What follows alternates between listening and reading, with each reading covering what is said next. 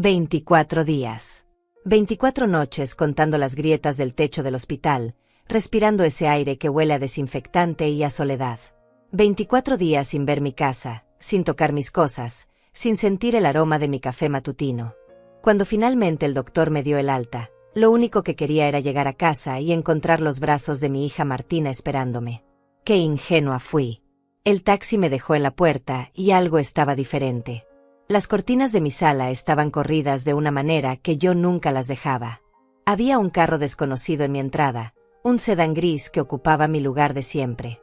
Mis piernas todavía temblaban por la debilidad, pero conseguí caminar hasta la puerta con mi pequeña bolsa del hospital. Toqué el timbre de mi propia casa. La puerta se abrió y ahí estaba él. Carlos, mi yerno, con esa sonrisa que nunca me convenció del todo. Pero esta vez era diferente. No había calidez, no había el saludo fingido de siempre. Me miró de arriba abajo como si fuera una extraña indeseable. Olga, dijo mi nombre como si le supiera amargo. No esperábamos que salieras tan pronto. ¿No esperaban? ¿Mi propia familia no esperaba que yo regresara a mi hogar? Hola, Carlos. ¿Dónde está Martina? Necesito descansar, el viaje del hospital me agotó. Intenté pasar, pero él no se movió de la entrada. Su cuerpo bloqueaba completamente el paso.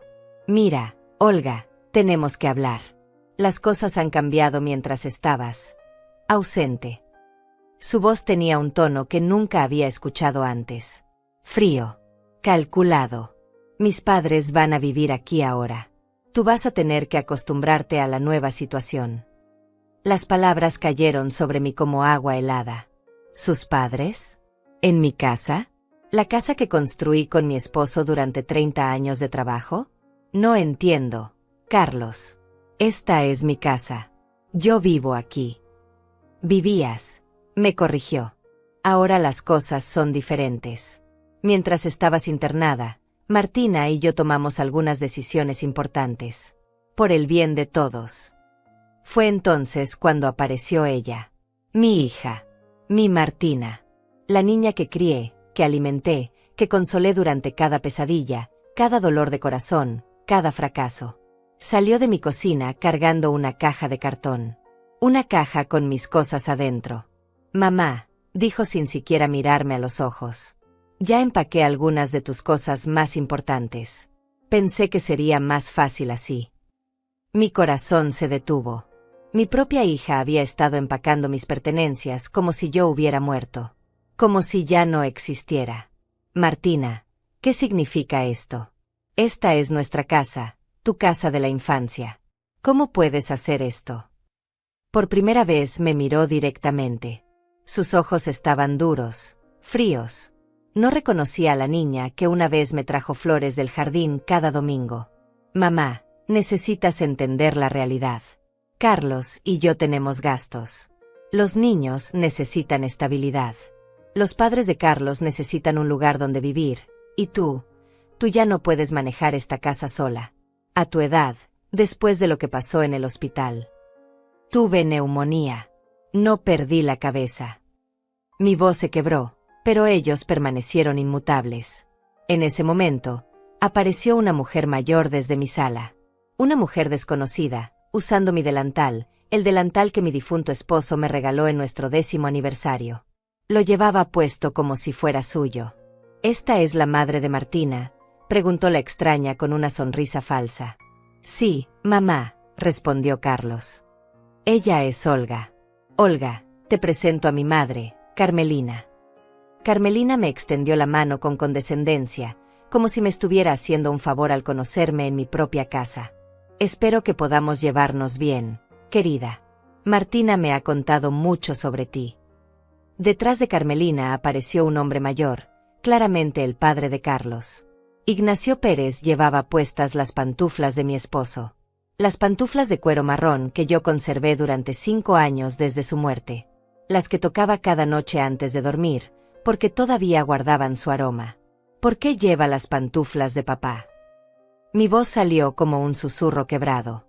Mamá, papá ya no las necesita. Ignacio tiene problemas en los pies y... Esas pantuflas no son para regalar. Son lo único que me queda de él. Las lágrimas comenzaron a correr por mis mejillas. 20 años de matrimonio reducidos a un par de pantuflas que ahora calentaban los pies de un extraño. Cálmate, Olga. Carlos habló como si le estuviera hablando a una niña berrinchuda. No puedes aferrarte a cosas muertas para siempre. Fue entonces cuando escuché la voz más desgarradora de todas. Mi nieta Sofía, de apenas 7 años, corrió hacia mí desde el pasillo.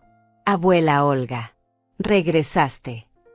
Sus pequeños brazos se aferraron a mis piernas como si su vida dependiera de ello. Por un momento, el mundo recuperó sentido. Mi nieta me amaba. Mi nieta me había extrañado. Sofía, ven acá inmediatamente. La voz severa de Martina cortó nuestro abrazo. Te dije que te quedaras en tu cuarto. Pero es la abuela Olga, mamá. La extrañé mucho. La abuela Olga ya no vive aquí, cariño. Ya te lo expliqué. Los ojos de Sofía se llenaron de confusión y lágrimas. ¿Por qué no puede vivir aquí? Esta es su casa. Porque las cosas cambiaron, pequeña. Ahora los abuelos Pérez viven con nosotros. Martina tomó a Sofía de la mano y la jaló hacia adentro. Dile adiós a tu abuela. No quiero decirle adiós. Quiero que se quede. La voz de mi nieta gritando mientras la arrastraban adentro fue como un cuchillo en mi pecho. Carlos cerró la puerta parcialmente, dejando solo una rendija. Mira, Olga, ya arreglamos todo para que te puedas quedar en un lugar más adecuado para tu situación. Un lugar donde puedan cuidarte mejor. Un asilo. Las palabras salieron como veneno de mi boca. Un hogar de adultos mayores. Muy bonito. Con actividades y atención médica las 24 horas. Yo no necesito que me cuiden. Esta es mi casa. Ya no, Olga. Mientras estabas en el hospital, Martina firmó algunos papeles. Como tu hija y única heredera, tenía derecho a tomar decisiones sobre tu bienestar. El mundo se tambaleó bajo mis pies. ¿Qué papeles? Carlos me mostró un folder con documentos. Mi vista aún estaba borrosa por las lágrimas, pero pude ver mi firma. O algo que se parecía a mi firma. Transferencia de propiedad por incapacidad temporal. Todo muy legal. Todo por tu propio bien. Yo nunca firmé eso. Claro que sí. En el hospital. ¿No recuerdas? Estabas muy medicada, pero el doctor dijo que era importante que firmaras. Las imágenes borrosas regresaron a mi mente.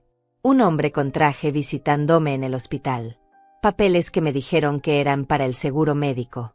Mi mano temblando mientras firmaba, confiando en que mi familia me protegía. Me engañaron.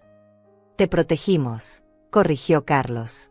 A tu edad, después de lo que pasó, ya no puedes vivir sola. Es por tu seguridad.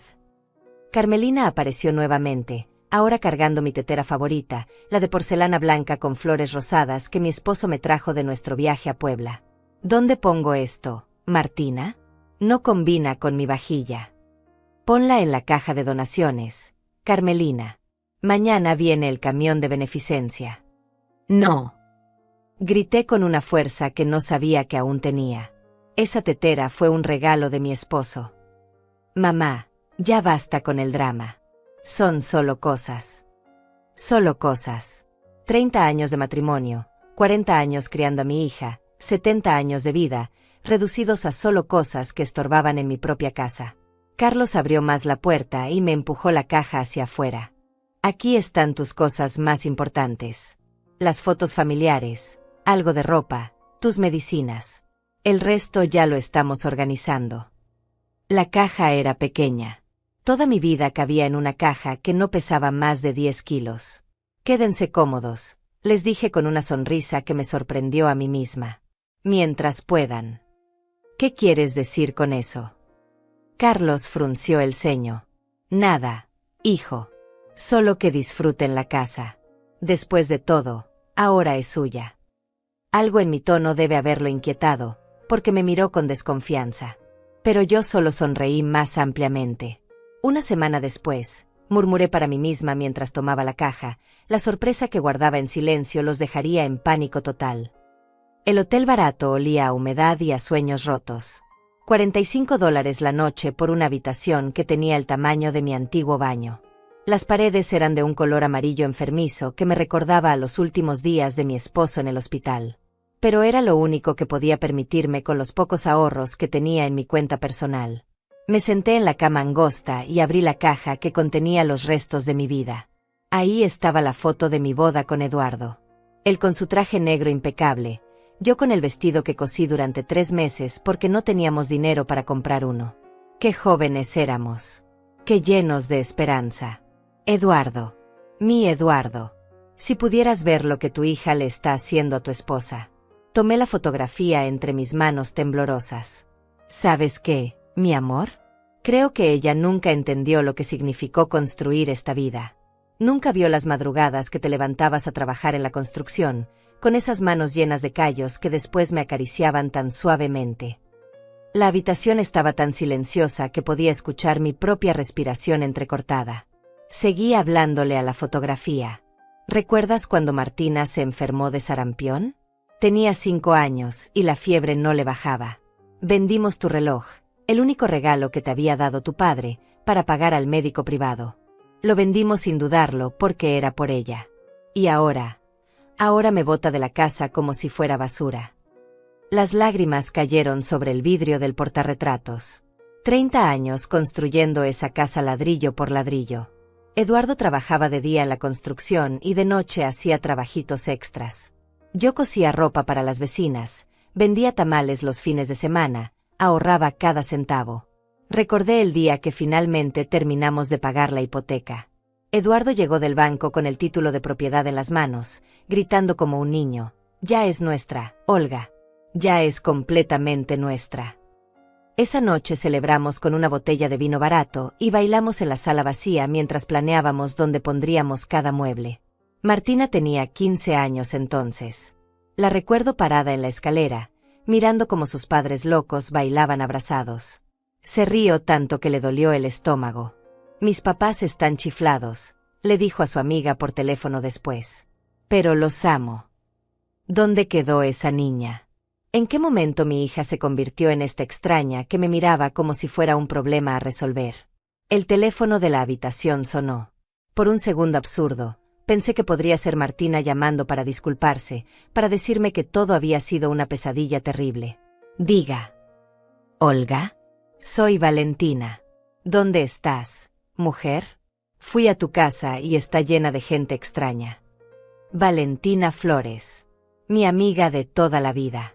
La única persona en el mundo que todavía me llamaba por mi nombre con cariño. Estoy en el Hotel San Rafael, Valentina. Habitación 204. ¿Qué haces en un hotel? ¿Qué pasó? Ven, por favor. Necesito contarte algo. Media hora después, Valentina estaba sentada en la única silla que tenía la habitación. Había traído café en vasos desechables y pan dulce de la panadería de Don Ramón. Su cara se fue descomponiendo mientras le relataba todo lo que había pasado. «No puedo creerlo, Olga. Martina realmente hizo eso». Vi sus ojos. Valentina. No había ni un ápice de remordimiento. Me miraba como si yo fuera, como si fuera un problema que finalmente había resuelto. «¿Y los papeles que firmaste en el hospital?» No recuerdo haber firmado nada sobre la casa. Solo recuerdo a un hombre con traje que dijo que era del seguro médico. Yo estaba muy débil, muy confundida por las medicinas. Valentina frunció el ceño. «Eso no suena legal, Olga. No puedes transferir una propiedad así nada más». Pero lo hicieron. Y ahora están ahí, viviendo en mi casa, durmiendo en mi cama, usando las cosas de Eduardo como si fueran suyas.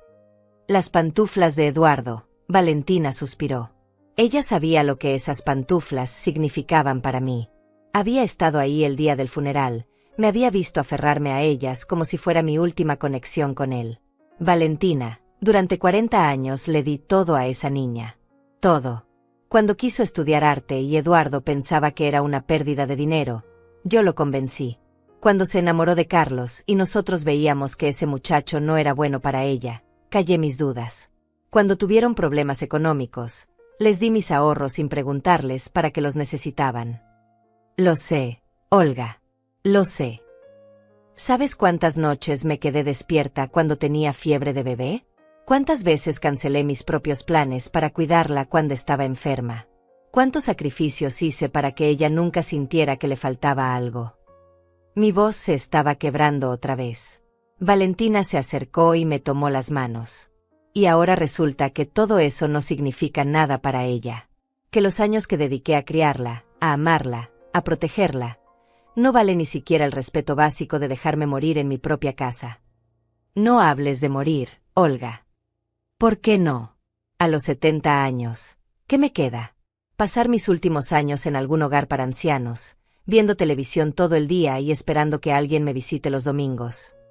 Te queda mucho, Olga. Te queda la verdad. La verdad. La verdad de lo que realmente pasó. Esos papeles, esa transferencia. Algo huele mal ahí. Y si huele mal, es porque está podrido. Valentina tenía razón. Algo no cuadraba en toda esta situación. Carlos había sido demasiado específico con los detalles legales. Demasiado preparado. Como si hubiera estado planeando esto desde antes. Mañana vamos a investigar, continuó Valentina. Vamos a ir al registro de la propiedad, vamos a hablar con abogados, vamos a averiguar exactamente qué firmaste y si es válido. ¿Con qué dinero, Valentina?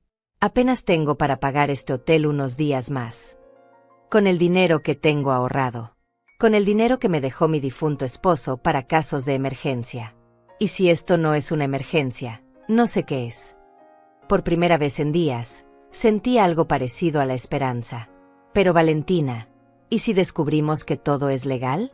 ¿Y si realmente mi propia hija tenía derecho a hacer esto? Entonces pelearemos de otra manera. Pero algo me dice que aquí hay gato encerrado, Olga. Los hijos no votan a sus madres de la noche a la mañana, no importa qué papeles hayan firmado. Esa noche, acostada en esa cama extraña, mirando el techo manchado de humedad, hablé una vez más con la fotografía de Eduardo. Mañana empiezo a pelear, mi amor.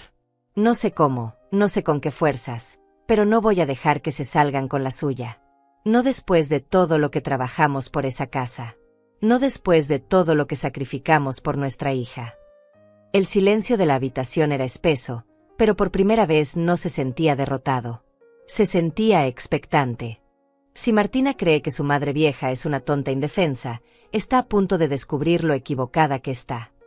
Cerré los ojos, pero no pude dormir. En mi mente comenzaba a formarse un plan. Todavía no sabía exactamente qué había pasado, pero estaba decidida a averiguarlo.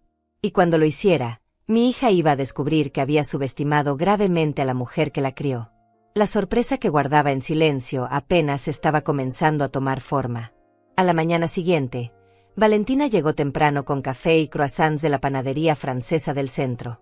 Tenía esa expresión determinada que yo recordaba de cuando éramos jóvenes y enfrentábamos juntas los problemas del barrio. Olga, no dormí en toda la noche pensando en esto. Algo no me cuadra con toda esta situación. ¿Qué quieres decir? Conozco a Martina desde que era una niña. Sí, se volvió fría desde que se casó con Carlos, pero esto es demasiado calculado, demasiado cruel, incluso para ella. Valentina sacó una libreta pequeña de su bolso. Siempre fue muy organizada, desde que trabajaba como secretaria en la municipalidad. Cuéntame exactamente qué pasó en el hospital cuando firmaste esos papeles. Cerré los ojos y traté de recordar. Estaba muy débil. La neumonía me había dejado sin fuerzas. Un hombre llegó, dijo que era del departamento de seguros médicos. Tenía papeles, muchos papeles. ¿Recuerdas su nombre? No claramente. Algo como Morales, Montes. Llevaba un traje gris y una carpeta negra. ¿Y qué te dijo exactamente? Que necesitaba actualizar mi información del seguro médico para garantizar que el tratamiento estuviera cubierto. Que era rutinario, que todos los pacientes tenían que firmarlo. Valentina escribía furiosamente. ¿Estaba Martina presente? No en ese momento. Había salido a comprar medicina. Pero cuando regresó y le conté sobre los papeles, se puso muy nerviosa. Me dijo que no me preocupara, que ella se encargaría de todo. Muy conveniente. ¿Qué quieres decir? que tu hija no estaba cuando firmaste, pero apareció justo después para tranquilizarte. ¿No te parece sospechoso? La verdad comenzó a golpearme como una bofetada. ¿Crees que ella sabía? ¿Crees que esto estaba planeado? Creo que necesitamos averiguarlo. Pero primero, quiero revisar algo. Valentina sacó su teléfono y marcó un número. ¿Fernando? Soy Valentina Flores. ¿Puedes hacerme un favor? Necesito que revises las transacciones bancarias de una cuenta. Sí, es importante. Fernando era su sobrino. Trabajaba en el banco donde yo tenía mi cuenta de ahorros desde hacía 20 años. ¿Qué cuenta?, me preguntó Valentina. Le di el número de mi cuenta y la escuché dar los datos por teléfono. Después de unos minutos, colgó con la cara pálida. Olga, siéntate. ¿Qué pasó? Tu cuenta de ahorros. La que tenía $15,000. ¿Qué tiene mi cuenta? Está vacía. El mundo se detuvo. ¿Cómo que está vacía? Hace una semana, se hicieron 3 retiros grandes. $5,000, $5,000 y $5,000. Todos autorizados con tu firma. Yo no autoricé esos retiros. Estaba en el hospital. Lo sé. Pero según el banco, los retiros fueron hechos por tu representante legal, con poder notarial. ¿Qué poder notarial? Yo nunca le di ningún poder a nadie. Olga, creo que ese papel que firmaste en el hospital no era solo sobre el seguro médico. La habitación comenzó a dar vueltas. Me senté en la cama antes de caer. $15,000. Los ahorros de toda una vida. El dinero que Eduardo y yo habíamos guardado centavo por centavo para nuestra vejez. Esto significa que... Mi voz se quebró. Significa que te robaron, Olga. Tu propia hija y tu yerno te robaron.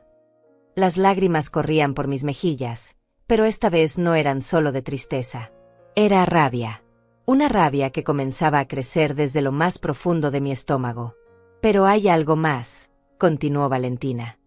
Fernando me dijo algo extraño. Esos retiros no fueron hechos en efectivo. ¿Qué quiere decir?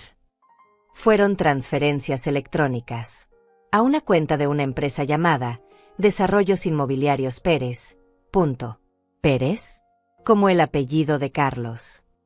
Exactamente como el apellido de Carlos. Ahora todo empezaba a tomar sentido. La frialdad de Carlos cuando llegué del hospital. La manera tan preparada en que me habló sobre los papeles. La presencia inmediata de sus padres con sus cosas ya instaladas. Esto estaba planeado desde antes, susurré. Mucho antes. Probablemente desde que te enfermaste. Pero ¿cómo supieron que iba a enfermarme? No lo supieron. Pero cuando te enfermaste, vieron la oportunidad perfecta. Valentina se acercó y se sentó a mi lado. Olga, esto ya no es solo sobre tu casa. Esto es fraude. Esto es robo. Esto es un crimen. ¿Pero cómo lo demostramos? Ellos tienen papeles firmados por mí. Papeles que firmaste bajo engaño, estando medicada y débil. Eso no es consentimiento válido. ¿Y mi dinero? Tu dinero fue a parar a la empresa de Carlos. Eso es evidencia. Por primera vez en días, sentí que podía respirar profundamente. No estaba loca. No estaba imaginando cosas.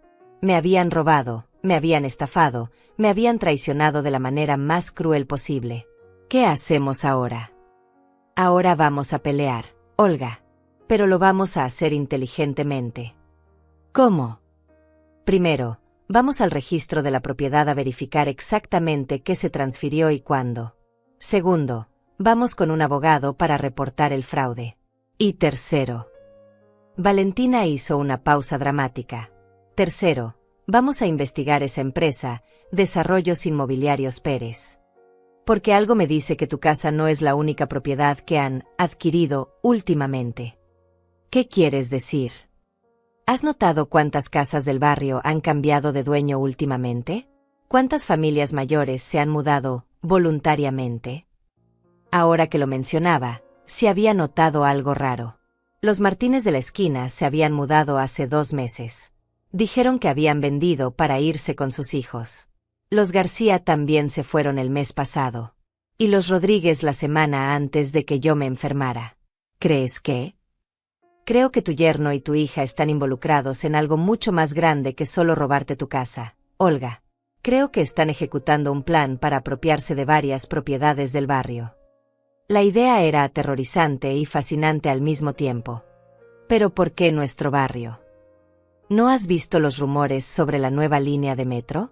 ¿Sobre el centro comercial que quieren construir? En 5 años, este barrio va a valer el triple. Por supuesto. Los desarrolladores siempre llegan antes que las noticias oficiales. Compran barato cuando nadie sabe que el barrio va a revalorizarse. Entonces no me escogieron solo porque soy su familia, murmuré. Te escogieron porque eres vulnerable, porque confías en ellos, y porque tu propiedad está perfectamente ubicada. ¿Y las otras familias? Probablemente fueron convencidas de vender por diferentes métodos. A ti te tocó el método de la traición familiar. La rabia que sentía ahora era diferente. Ya no era solo dolor personal. Era indignación por todas las familias que habían sido engañadas, por todos los ancianos que habían sido despojados de sus hogares.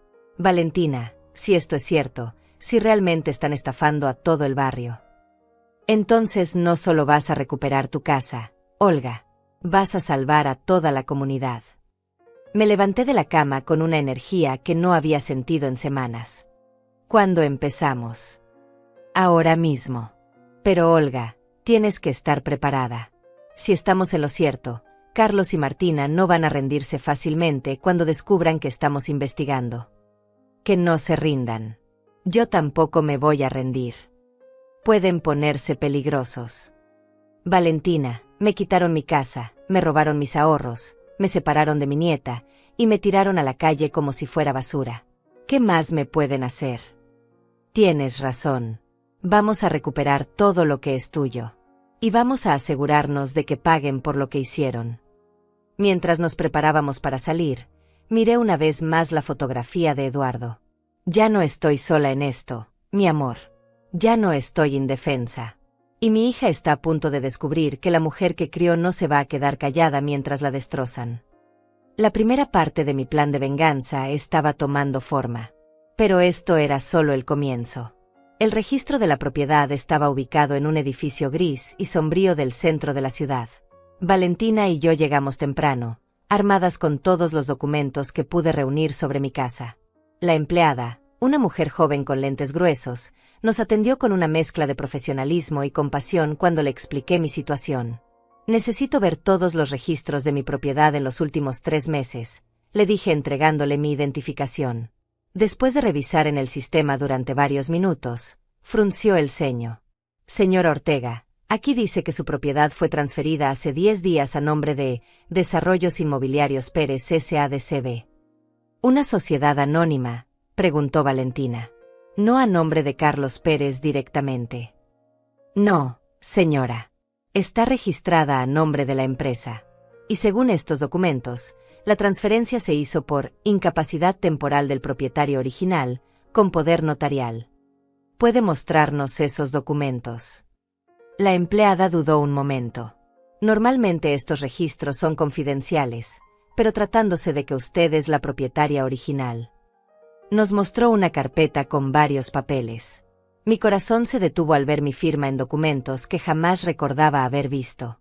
Pero había algo más. Otros nombres. Otras propiedades. ¿Qué son estos otros documentos?, pregunté señalando las páginas adicionales. Oh, estas son todas las propiedades que han sido transferidas a la misma empresa en los últimos 6 meses. Valentina y yo intercambiamos miradas. ¿Cuántas propiedades? Déjeme contar. 1, 2, 3, 14 propiedades en total. 14. Mi voz salió como un graznido. Todas en el mismo barrio. Sí, todas en la colonia San Rafael. Parece que esta empresa está adquiriendo muchas propiedades en esa zona. ¿Y todas por incapacidad temporal?, preguntó Valentina con sarcasmo. No todas. Algunas fueron ventas voluntarias, otras por deudas fiscales, y algunas como la suya, por poderes notariales. ¿Puede darnos los nombres de los otros propietarios? La empleada miró a su alrededor nerviosamente. Esto es muy irregular, pero, dado que es un caso de posible fraude. Nos dio una lista con nombres. Los reconocí casi todos.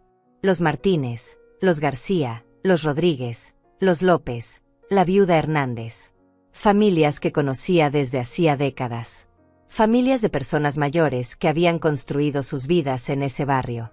¿Sabe cuánto pagaron por estas propiedades?, pregunté. Según los registros, el promedio fue de $30,000 por casa. $30,000. Valentina prácticamente gritó. Esas casas valen al menos 120,000 cada una. Bueno, señora, cuando hay problemas financieros o de salud, a veces las familias aceptan ofertas por debajo del valor de mercado. Salimos del registro de la propiedad con una copia de todos los documentos y con una rabia que me quemaba el pecho. En el café de la esquina, Valentina extendió los papeles sobre la mesa como si fuera un detective armando un caso. Olga, esto es enorme. Mucho más grande de lo que imaginamos. 14 familias, murmuré. 14 familias despojadas de sus hogares. Y mira las fechas. Todo comenzó hace 6 meses, justo cuando se filtró la noticia sobre la nueva línea de metro. Pero ¿cómo supieron sobre el metro antes que nosotros? Porque alguien con conexiones en el gobierno les dio información privilegiada.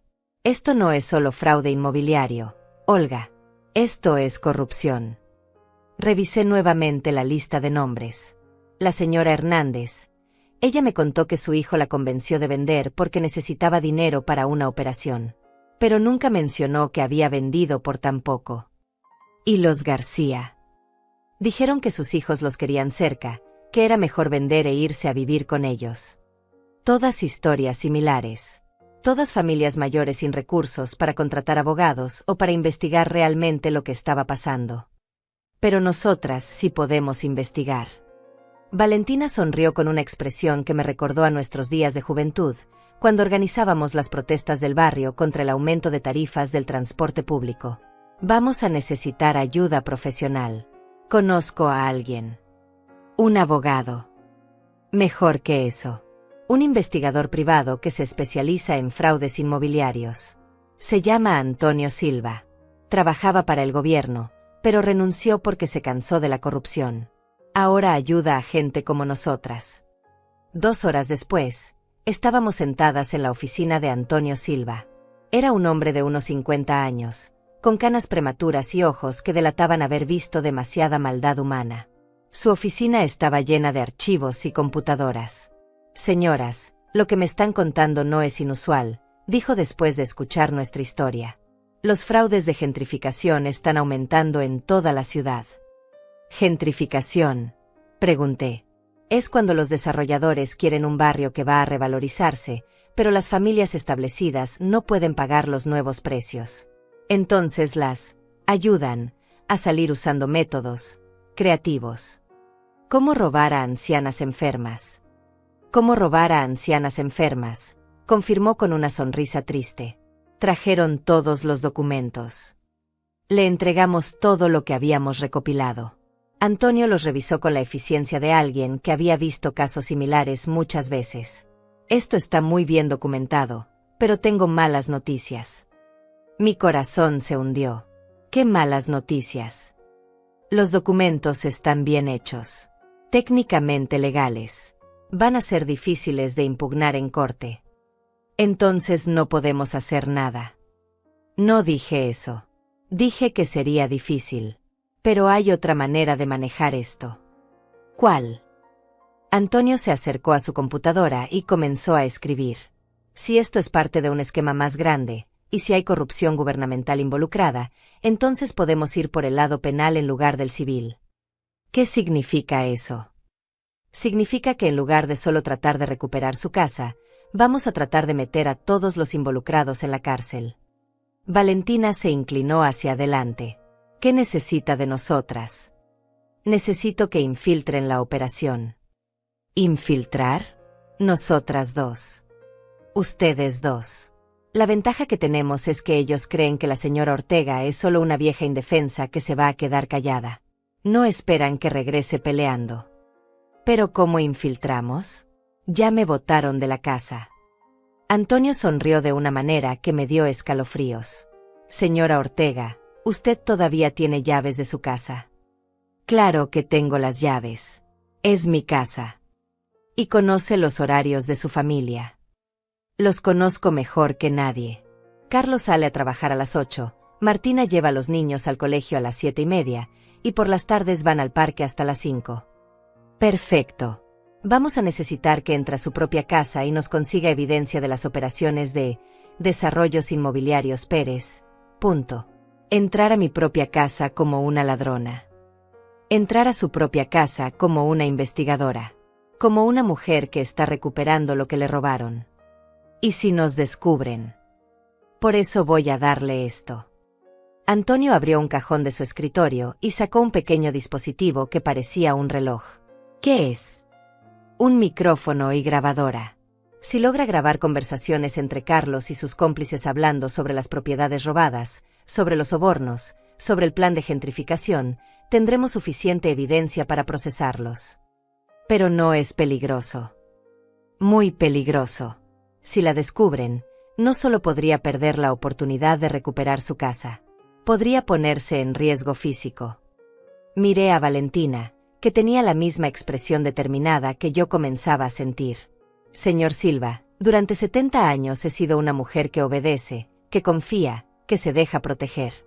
Durante 70 años he creído que si soy buena, si soy amable, si soy generosa, la vida me va a tratar bien. ¿Y ahora? Ahora he descubierto que ser buena solo me convirtió en víctima fácil, que confiar solo me llevó a ser traicionada por mi propia hija, y que necesitar protección solo me dejó indefensa cuando más la necesitaba. Me levanté de la silla con una energía que no sabía que aún tenía. Si mi yerno y mi hija creen que pueden destruir mi vida y salirse con la suya, están muy equivocados. Y si están robando a otras familias del barrio, entonces alguien tiene que detenerlos. ¿Está segura, señora Ortega? Completamente segura. Dígame qué tengo que hacer. Antonio sonrió. Primero, vamos a planear exactamente cómo va a entrar a la casa y qué va a buscar. Segundo, vamos a ensayar cómo usar el equipo de grabación. Y tercero, vamos a preparar un plan de escape por si las cosas salen mal. ¿Cuándo empezamos? Mañana. Pero esta noche quiero que vaya a su hotel y descanse. Va a necesitar toda su energía. Esa noche, acostada en la cama del hotel, hablé una vez más con la fotografía de Eduardo. Mañana voy a entrar a nuestra casa, mi amor. Voy a buscar la evidencia que necesito para destruir a los que nos robaron. Y voy a grabar todo lo que diga esa hija ingrata. Por primera vez desde que salí del hospital, sonreí de verdad. Ya no soy la víctima indefensa que ellos creen. Mañana empiezo a ser la cazadora. Antonio Silva llegó al hotel a las 6 de la mañana con una maleta pequeña llena de equipos que parecían salidos de una película de espías. Valentina ya estaba conmigo, ambas tomando café fuerte para calmar los nervios. Señora Ortega, antes de que hagamos esto, necesito que entienda los riesgos. Antonio desplegó un mapa del barrio sobre la pequeña mesa. Si la descubren dentro de la casa, van a saber que usted está investigando. Y gente que roba 14 casas no se va a quedar de brazos cruzados. Ya entendí los riesgos ayer, respondí con más firmeza de la que sentía. Dígame qué tengo que hacer. Antonio sacó el dispositivo que parecía un reloj de su maleta. Esto es una grabadora de alta tecnología.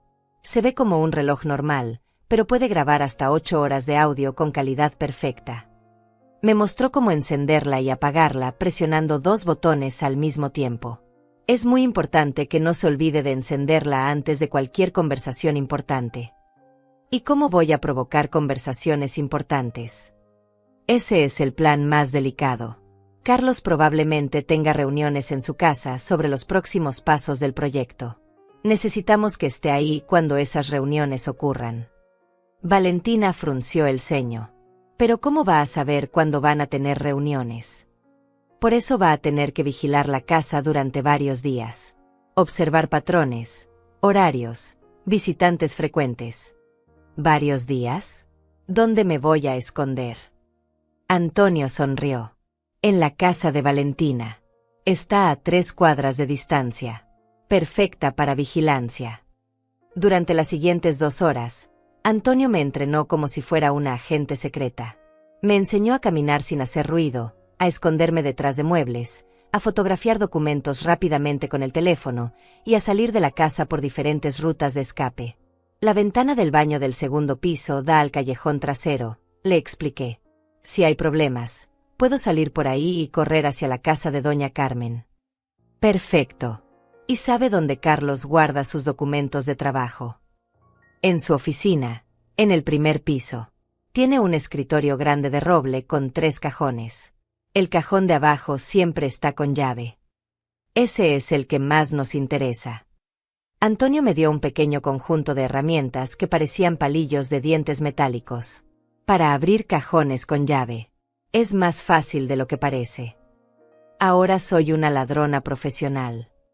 Ahora es una mujer recuperando lo que le robaron. Al mediodía, fuimos a casa de Valentina para establecer el punto de observación. Su ventana de la cocina tenía vista perfecta a mi casa. Podíamos ver quién entraba, quién salía, y cuando la casa estaba vacía. Ahí está Carlos saliendo, murmuró Valentina señalando hacia la ventana. Son las 12:30. Igual que siempre. ¿Y Martina?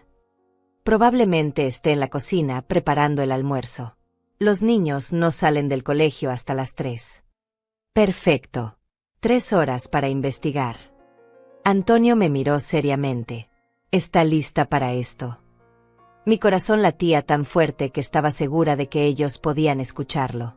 Pero pensé en las 14 familias despojadas de sus hogares. Pensé en mi dinero robado. Pensé en las pantuflas de Eduardo en los pies de un extraño. Estoy lista. Caminé las 3 cuadras hacia mi casa con pasos que trataban de parecer casuales. Cualquier vecino que me viera pensaría que era normal que yo regresara a mi hogar. El problema era que ya no era mi hogar legalmente. La llave entró perfectamente en la cerradura, como había hecho durante 30 años.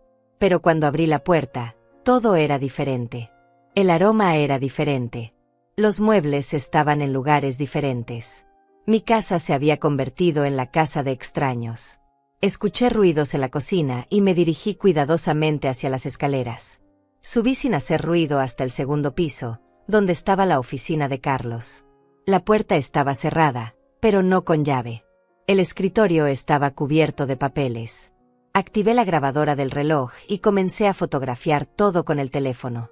Contratos, mapas del barrio, listas de propiedades, números de teléfono de funcionarios del gobierno. Pero lo más impactante era una carpeta marcada Proyecto San Rafael, fase 2. Adentro había planes para construir un centro comercial gigante exactamente donde estaban nuestras casas. Los números eran astronómicos, $200 millones en ganancias proyectadas. También encontré una lista de objetivos restantes. Nombres de vecinos que aún no habían sido convencidos de vender. Mi nombre estaba tachado con línea roja, con una nota al lado, completado, método familiar. El cajón con llave tardé 10 minutos en abrirlo con las herramientas de Antonio. Adentro había algo que hizo que se me detuviera el corazón, copias de documentos médicos míos del hospital. Informes que detallaban mi condición, medicamentos que me habían dado, y una nota manuscrita que decía paciente ideal, confundida por medicación. Habían planeado robarme desde el momento en que me internaron. También había contratos con una empresa llamada Consultores García que ofrecía servicios de adquisición de propiedades para clientes especiales. Los servicios incluían persuasión familiar, documentación especializada y manejo de propietarios resistentes. Estaba fotografiando estos documentos cuando escuché voces abajo. Carlos había regresado y no estaba solo. Los últimos 3 objetivos son más difíciles, escuché la voz de Carlos. La viuda Morales se niega a vender, los Herrera contrataron un abogado, y no sabemos dónde está la vieja Ortega.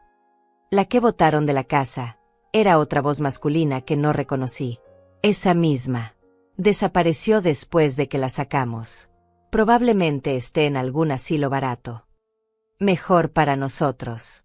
Una loca menos de que preocuparse. Mi mano temblaba mientras sostenía el teléfono, pero seguí grabando. El problema son los otros 2. Necesitamos acelerar el proceso. ¿Qué sugiere el jefe? Métodos más persuasivos. Si no quieren vender por las buenas. Está hablando de intimidación. Estoy hablando de hacer lo que sea necesario para completar la fase 2. Tenemos inversores esperando, tenemos permisos que expiran y tenemos funcionarios que necesitan sus pagos. ¿Cuánto estamos hablando esta vez? 50.000 para el director de urbanismo, 30.000 para el inspector de construcciones, 20.000 para el juez que firma las órdenes de desalojo. Sangre de corrupción. No solo estaban robando casas, estaban comprando todo el sistema legal. ¿Y si la vieja Ortega aparece causando problemas? Carlos se rió de una manera que me heló la sangre. ¿Qué va a hacer? ¿Una mujer de 70 años contra nosotros? Si aparece, le recordamos que ya no tiene casa, no tiene dinero, y no tiene familia que la apoye. Nadie le va a creer. Su hija está completamente de acuerdo con el plan. Martina entiende que esto es por el bien de su futuro y el de sus hijos. A veces hay que hacer sacrificios. Sacrificios. Yo era el sacrificio que mi hija había decidido hacer por dinero. Las voces se acercaban a las escaleras. Tenía que salir inmediatamente. Cerré rápidamente el cajón, apagué la grabadora, y me dirigí hacia el baño del segundo piso.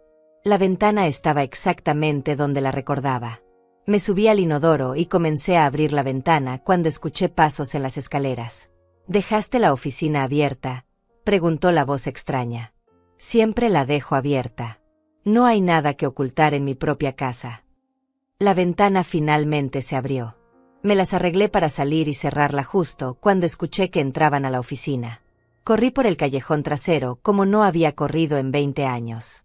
No paré hasta llegar a casa de Valentina, donde Antonio me esperaba con cara de preocupación. ¿Cómo le fue?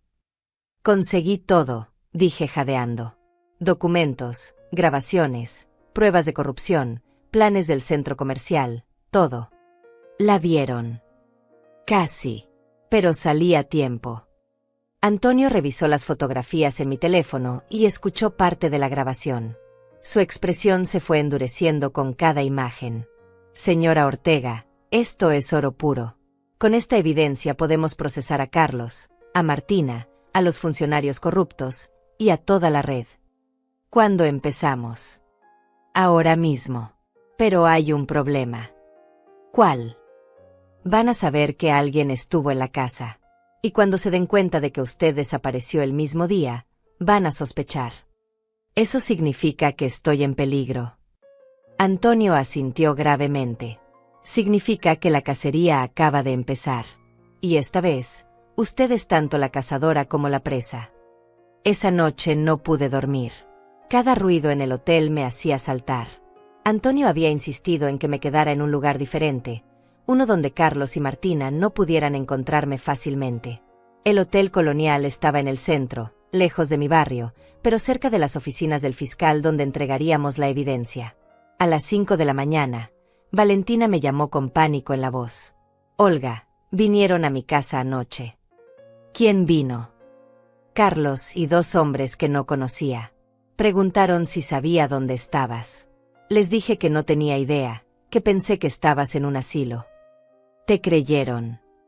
No estoy segura. Uno de los hombres revisó mi casa como si buscara algo. O a alguien. Mi sangre se enfrió. ¿Estás bien? Estoy bien, pero Olga, estos hombres no eran como Carlos. Eran peligrosos.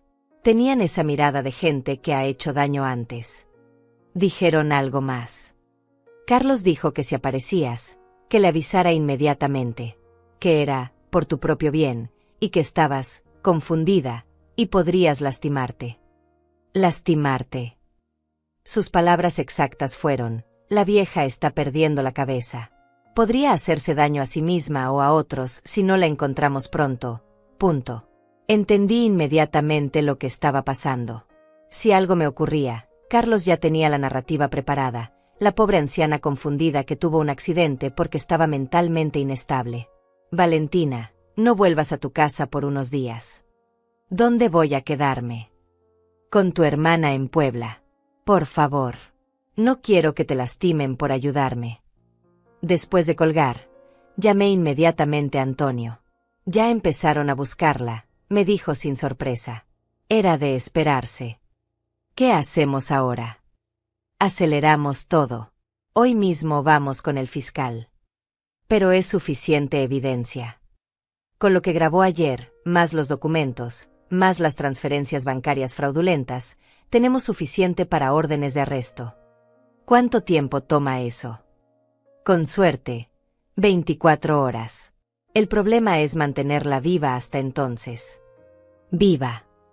Olga, usted tiene evidencia que puede meter en la cárcel a mucha gente poderosa. Y no solo a Carlos y Martina. Escuchó nombres de funcionarios, montos de sobornos, toda una red de corrupción.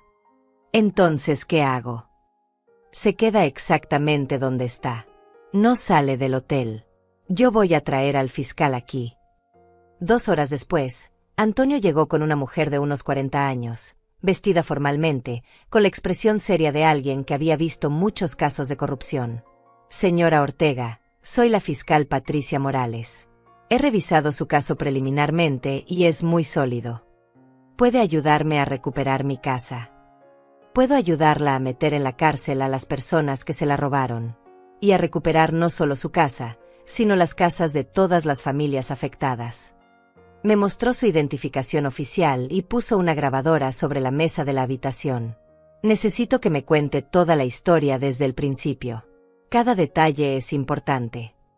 Pasé las siguientes 3 horas relatando todo: la enfermedad, el hospital, los papeles firmados bajo engaño, el regreso a casa, el descubrimiento del robo, la investigación, la infiltración, las grabaciones. La fiscal escuchaba sin interrumpir, tomando notas continuamente. Cuando terminé, revisó todas las fotografías de los documentos y escuchó la grabación completa. Esto es suficiente para procesar por fraude, extorsión, corrupción de funcionarios públicos y asociación delictuosa, dijo finalmente. ¿Cuándo pueden arrestarlos? Las órdenes estarán listas en 6 horas. Pero tengo que advertirle algo.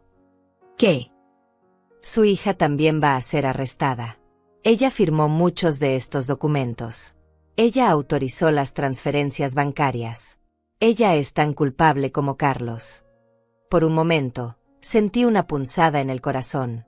A pesar de todo, seguía siendo mi hija. La niña que había criado, que había amado incondicionalmente.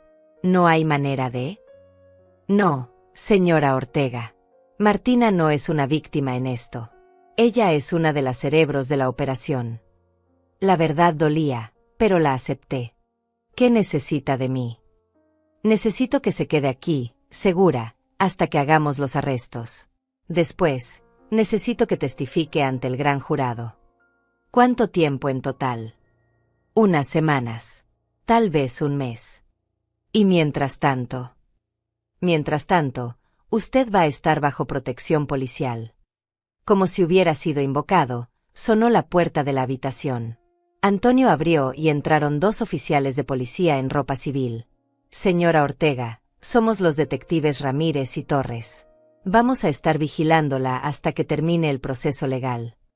¿Vigilándome o protegiéndome? Las 2 cosas, respondió el detective Ramírez con una sonrisa. Carlos Pérez tiene conexiones peligrosas. Ya sabemos que la está buscando. Conexiones peligrosas. La fiscal intervino. Los consultores que contrato no son solo especialistas en fraude inmobiliario. También ofrecen servicios de intimidación física. ¿Quiere decir qué? Quiero decir que si la encuentran antes de que hagamos los arrestos, usted podría tener un accidente muy conveniente para ellos. El miedo que había estado tratando de ignorar finalmente me golpeó con fuerza total. No solo habían robado mi casa y mi dinero. Ahora querían asegurar que yo nunca pudiera testificar contra ellos. Pero voy a estar segura aquí. Va a estar segura, confirmó el detective Torres. Tenemos oficiales en el lobby, en el pasillo, y vigilando todas las entradas del hotel. ¿Y cuándo arrestarán a Carlos? Esta noche, junto con Martina, los funcionarios corruptos, y los consultores, punto. Pero ¿y si no los encuentran? ¿Y si escapan? La fiscal sonrió de una manera que me tranquilizó. Señora Ortega, tenemos sus cuentas bancarias congeladas, sus propiedades embargadas, y vigilancia en todos los aeropuertos. No van a escapar. Esa tarde, sola en la habitación del hotel con los detectives vigilando afuera, hablé con la fotografía de Eduardo por última vez como víctima. Mañana, mi amor, todo va a cambiar. Mañana ya no voy a ser la mujer que fue traicionada y robada.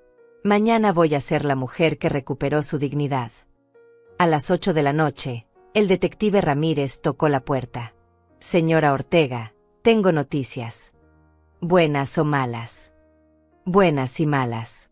Las buenas: arrestamos a Carlos, a 3 funcionarios corruptos, y a 2 de los consultores, punto. Y las malas: Martina no estaba en la casa. Parece que escapó con los niños. Mi corazón se hundió. ¿Dónde está mi nieta? No lo sabemos todavía, pero la vamos a encontrar. ¿Y si Martina trata de lastimar a Sofía? Su hija es muchas cosas, señor Ortega, pero no creemos que sea capaz de lastimar a su propia hija. Antes tampoco creía que fuera capaz de robarle a su propia madre. Esa noche, por primera vez en semanas, sentí algo parecido a la victoria. Pero también sentí el peso terrible de saber que mi hija se había convertido en una fugitiva de la justicia. La guerra había comenzado oficialmente. Y aunque estaba ganando, el costo personal estaba siendo más alto de lo que había imaginado. La noticia de los arrestos llegó a los periódicos al día siguiente. Red de corrupción inmobiliaria desmantelada por denuncia de anciana, decía el titular principal. Mi fotografía, una imagen vieja que habían sacado de algún documento oficial, aparecía junto a las fotos policiales de Carlos y los funcionarios arrestados. El detective Ramírez me trajo el periódico con el desayuno. Se convirtió en una heroína, señora Ortega. Mire todos estos artículos. Había reportajes en 3 periódicos diferentes. Uno me llamaba La abuela vengadora. Otro titulaba David contra Goliat, anciana de 70 años derriba imperio de corrupción. El tercero, más sensacionalista, decía traicionada por su propia hija, abuela recupera justicia. ¿Pero qué pasó con Martina? Todavía nada. Pero tenemos una pista. ¿Qué pista? Usó una tarjeta de crédito en una gasolinera cerca de la frontera con Estados Unidos. Vamos tras ella. Y Sofía está bien. Según las cámaras de seguridad, la niña estaba con ella y parecía estar bien. Al menos mi nieta estaba a salvo. Eso era lo único que me importaba en ese momento. ¿Cuándo puedo regresar a mi casa? Hoy mismo, si quiere. Ya liberamos la propiedad. Legalmente, vuelve a ser suya. 2 horas después, estaba parada frente a mi casa con las llaves en la mano. Pero cuando abrí la puerta, no sentí alivio. Sentí una tristeza profunda. Todo estaba revuelto. Los arrestos habían sido dramáticos, según me contó el detective. Carlos había tratado de destruir documentos. Los padres de Carlos habían intentado escapar por la ventana trasera. La casa era un desastre. Mis cosas estaban desperdigadas por todas partes. La fotografía de mi boda estaba en el suelo, con el vidrio roto. Las pantuflas de Eduardo habían sido abandonadas junto a la puerta, como si el viejo Ignacio las hubiera quitado corriendo. ¿Necesita ayuda para limpiar?, me preguntó el detective Torres. No, gracias. Necesito hacer esto sola. Pasé el resto del día recogiendo los pedazos de mi vida.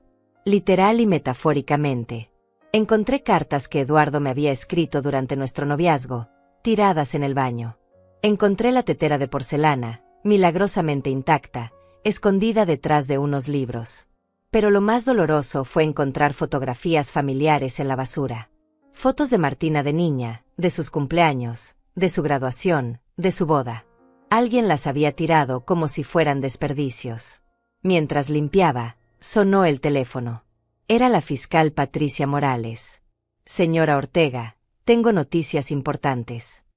¿Encontraron a Martina? Sí y no. La encontramos, pero ella se entregó.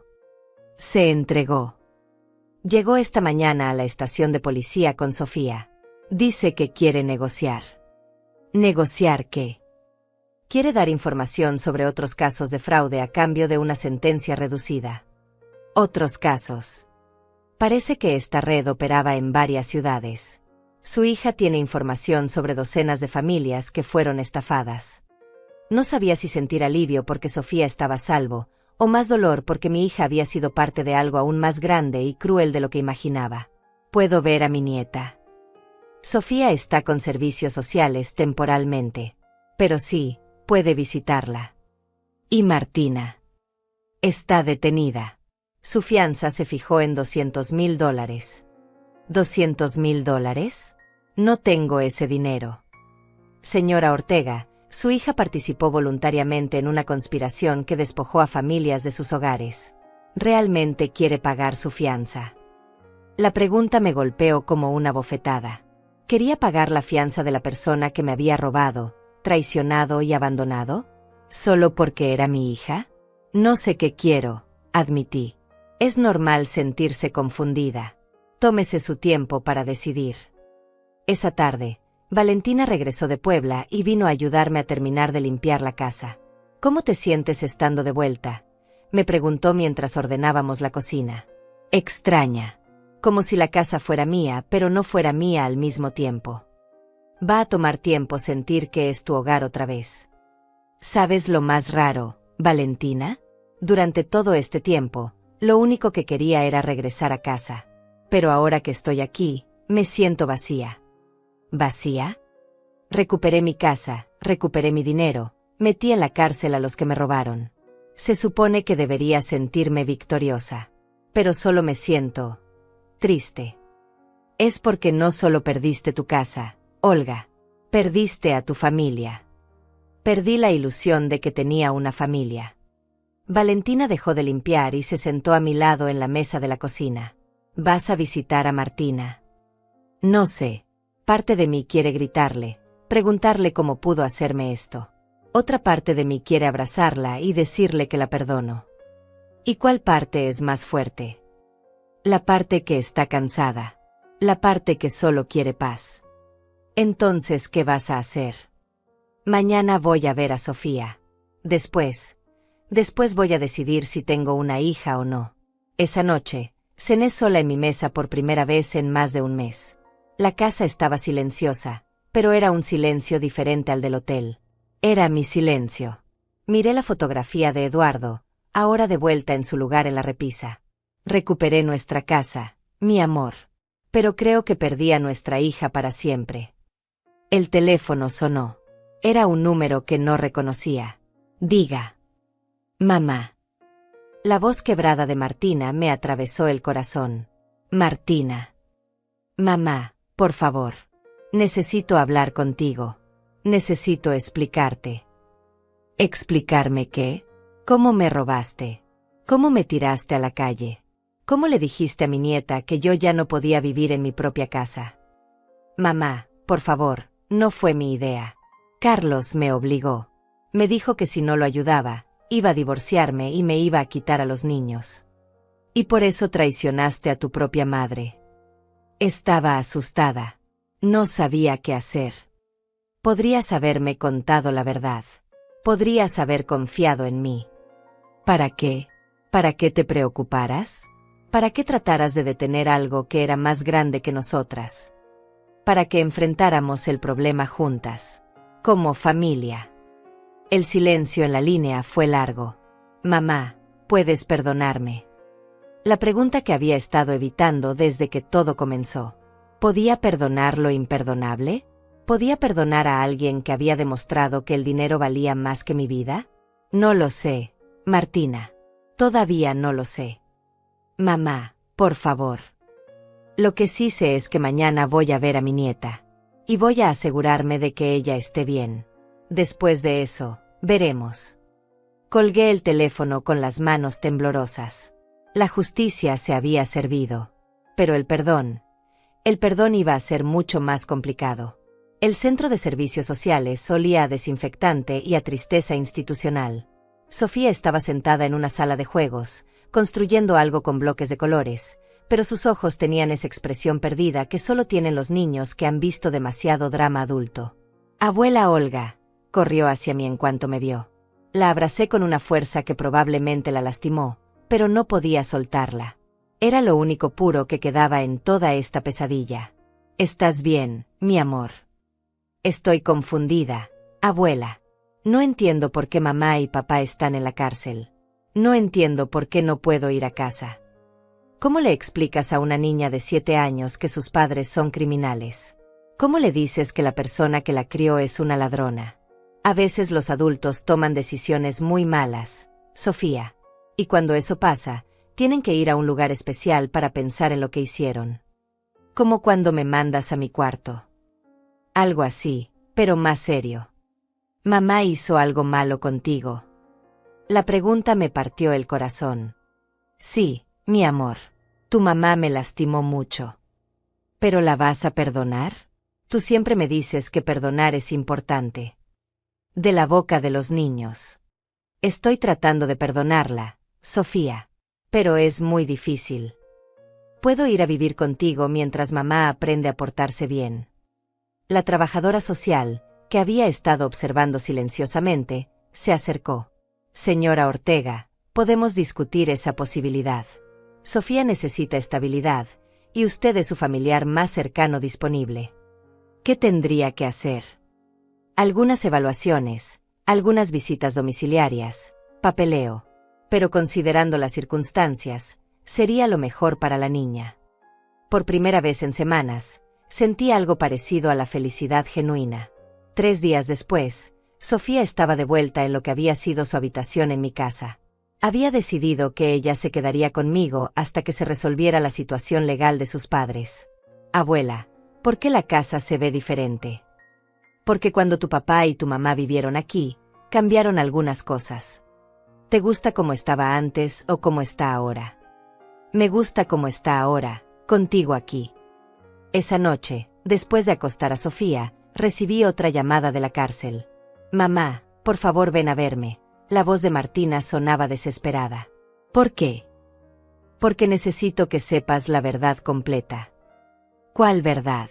Hay más verdades que no me has contado. Sobre papá. Sobre algo que él me hizo prometer que nunca te dijera. ¿Qué es sobre tu padre? Ven, por favor. Hay algo que él quería que supieras si algún día yo te hacía daño. La curiosidad fue más fuerte que el dolor. Al día siguiente, fui a la cárcel de mujeres. Martina se veía terrible. Había perdido peso, tenía ojeras profundas, y su cabello estaba despeinado. Pero lo que más me impactó fue la mirada de su rostro.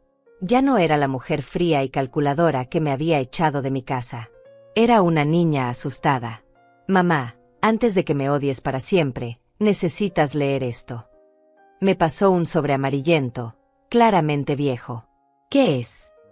Una carta que papá escribió antes de morir.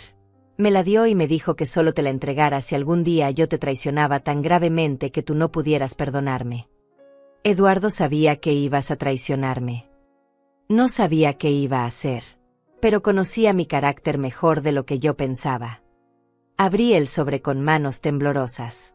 La letra de Eduardo, esa letra que conocía tan bien, llenó mis ojos de lágrimas antes de empezar a leer. Mi querida Olga, si estás leyendo esta carta, significa que nuestra hija ha cometido un error tan grave que está dispuesta a entregarte esto para pedirte perdón. Conozco a Martina. Sé que tiene mi terquedad y tu bondad, pero también sé que el mundo puede endurecerla de maneras que nosotros no pudimos prevenir. Continué leyendo con la voz quebrada. Si ella te ha lastimado, recuerda que también es la niña que nos traía flores del jardín. Si te ha traicionado, recuerda que también es la mujer que lloró en mis brazos cuando su primer novio la dejó. Si te ha robado, recuerda que también es la hija que trabajó todos los veranos para comprarte ese collar de perlas para tu cumpleaños 50. No puedo leer más, le dije a Martina. Por favor, mamá, sigue leyendo. Olga, tú tienes el corazón más grande del mundo. Es tu bendición y tu maldición. La gente se aprovecha de tu bondad, pero también es tu bondad lo que sana heridas que parecen imposibles de sanar. Si nuestra hija ha llegado al punto de entregarte esta carta, significa que el daño que te hizo la está destruyendo por dentro. Dale una oportunidad de redemption, no por ella, sino por la abuela que vas a ser. Los niños necesitan ver que el perdón es posible, incluso después de las peores traiciones. La carta continúa. Mamá. No estoy pidiendo que la perdones inmediatamente. Estoy pidiendo que no cierres tu corazón para siempre.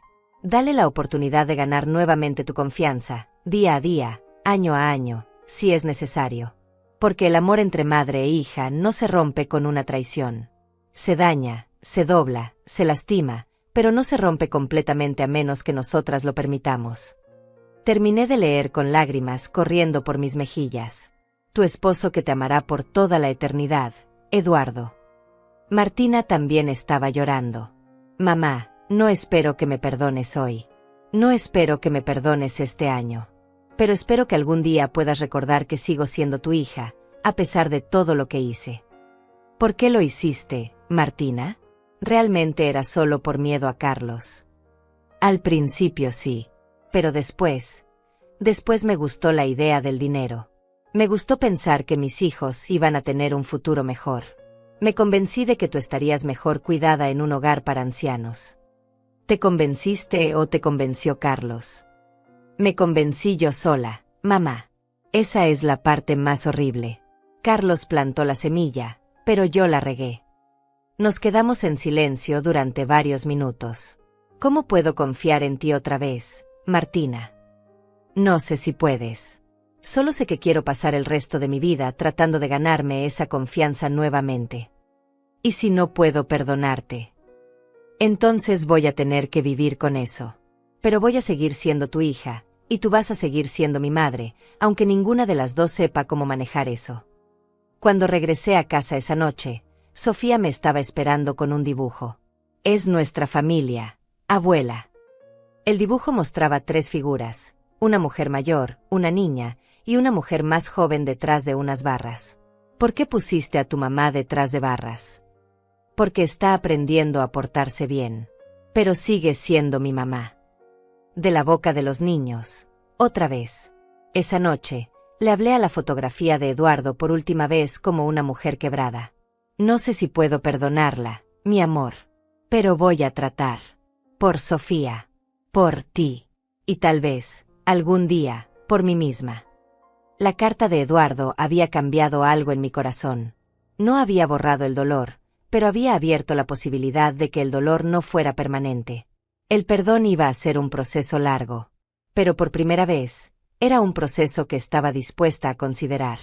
6 meses después, estaba sentada en la sala del juzgado esperando la sentencia final. Carlos había sido condenado a 8 años de prisión por fraude, extorsión y corrupción. Los funcionarios corruptos habían recibido entre 5 y 10 años cada uno. Toda la red había sido desmantelada. Martina, gracias a su cooperación con las autoridades, había recibido 3 años de prisión con posibilidad de libertad condicional en 18 meses. ¿Cómo se siente, señora Ortega?, me preguntó el periodista que había estado siguiendo el caso desde el principio. Me siento en paz, respondí honestamente. Y respecto a su hija. Mi hija está pagando por sus errores. Como debe ser. Pero la ha perdonado. La pregunta del $1.000.000. Estoy en proceso de perdonarla. El perdón no es un evento, es un camino. Después del juzgado, fui al cementerio a visitar la tumba de Eduardo. Llevé flores frescas y una copia del periódico que reportaba el fin del juicio. Ya terminó todo, mi amor. Recuperé la casa, recuperé la dignidad, y las otras familias también recuperaron sus propiedades. El viento movió las hojas del árbol sobre su tumba como si me estuviera respondiendo. Y sobre Martina, decidí seguir tu consejo. No voy a cerrar mi corazón completamente, pero tampoco voy a olvidar lo que hizo. Esa tarde, regresé a casa donde Sofía me esperaba con la tarea terminada y la mesa puesta para la cena. Abuela, hoy la maestra preguntó sobre mi familia para un proyecto. ¿Qué le dijiste? Le dije que vivo con mi abuela porque mi mamá está aprendiendo a ser mejor persona y que mi abuelo Eduardo está en el cielo cuidándonos. ¿Y qué dijo la maestra? Que todas las familias son diferentes y que lo importante es que yo estoy rodeada de amor. Tu maestra tiene razón. 2 semanas después, recibí una llamada de la cárcel. Era Martina. Mamá, me van a dar permiso para salir el domingo. ¿Puedo ir a verte? ¿Para qué? Para disculparme contigo cara a cara. sin vidrios de por medio, sin guardias escuchando. Y después, si me dejas, me gustaría empezar a reconstruir nuestra relación, paso a paso. Sabes que va a tomar años. Lo sé.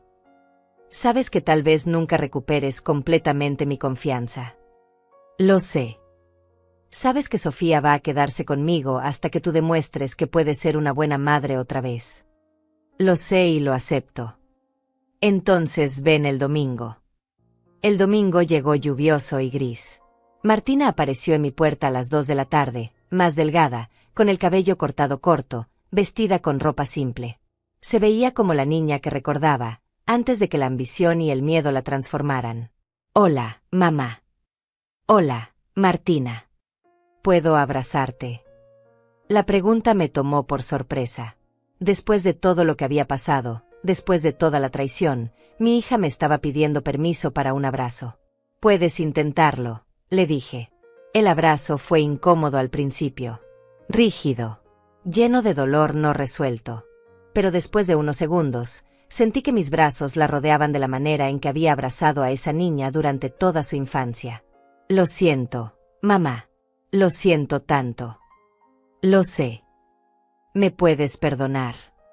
Te estoy perdonando. Poco a poco, cada día. Sofía bajó corriendo las escaleras y se lanzó a los brazos de su madre. Ver a mi nieta abrazando a mi hija me recordó que, a pesar de todo, seguíamos siendo una familia. Una familia dañada, complicada, imperfecta, pero familia. Esa noche, después de que Martina regresara a la cárcel, Sofía y yo nos sentamos en la sala a ver televisión. Abuela, mamá va a volver a vivir con nosotras. No lo sé, mi amor. Tu mamá tiene que demostrar que ha cambiado. ¿Y si no cambia? Entonces tú y yo seguiremos siendo una familia de dos. Pero seguirás siendo mi mamá. Siempre va a ser tu mamá. Nada puede cambiar eso. 6 meses más tarde, Martina salió de la cárcel en libertad condicional. No regresó a vivir conmigo inmediatamente. En lugar de eso, alquiló un pequeño apartamento a 5 cuadras de distancia. Empezamos lentamente. Cenas los domingos. Visitas al parque con Sofía. Conversaciones cuidadosas sobre temas seguros. Pero también empezamos algo más importante. Empezamos a reconstruir la confianza. Martina consiguió un trabajo en una organización sin fines de lucro que ayudaba a familias que habían sido víctimas de fraude inmobiliario. Irónico, pero apropiado. Un año después de su liberación, me pidió si podía mudarse de vuelta a la casa. ¿Por qué ahora?, le pregunté. Porque creo que finalmente entiendo lo que perdí cuando te traicioné. Y quiero pasar el resto de mi vida asegurándome de que nunca más te sientas sola o abandonada. ¿Y si volvemos a pelear? Entonces vamos a pelear como una familia normal. Con respeto, con amor, y sin traiciones. Hoy, 2 años después de todo lo que pasó, Martina vive nuevamente en la casa. Sofía tiene su familia reunida. Y yo tengo algo que pensé que había perdido para siempre. Una hija que valora a su madre. No todo está perfecto. Todavía hay momentos de tensión, momentos en que recuerdo lo que pasó y siento dolor. Pero también hay momentos de risa, momentos de complicidad, momentos en que veo a la niña que crié brillando en los ojos de la mujer que se equivocó gravemente. El perdón no borró el pasado, pero nos permitió construir un futuro. Y ahora, cuando le hablo a la fotografía de Eduardo antes de dormir, ya no le hablo como una víctima ni como una vengadora. Le hablo como una mujer que aprendió que el amor verdadero es más fuerte que la traición, que la familia no es perfecta pero puede ser reparada, y que nunca es demasiado tarde para empezar de nuevo.